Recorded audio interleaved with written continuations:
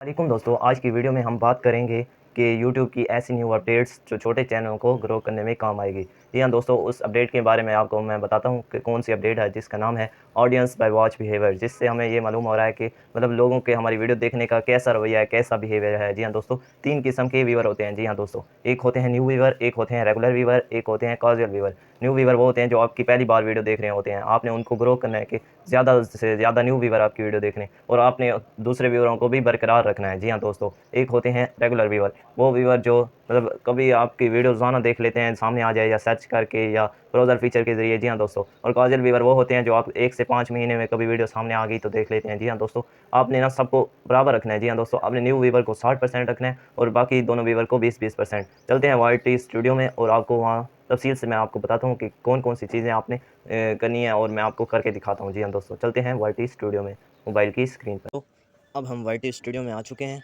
अब मैं आपको आगे का प्रोसीजर बताता हूँ कि आपने क्या करना है। आपको ये नीचे बटन नज़र आ रहे हैं, कंटेंट एनालिटिक कम्युनिटी एंड, आपने एनालिटिक पे चले बटन नज़र आ रहे हैं, ट्रेंड ओवरव्यू कंटेंट ऑडियंस, आपने ऑडियंस वाले सेक्शन पर क्लिक किया। अब आपको यहाँ पर नज़र आ रहा है, ये देखें ऑडियंस बाय वॉच बिहेवियर।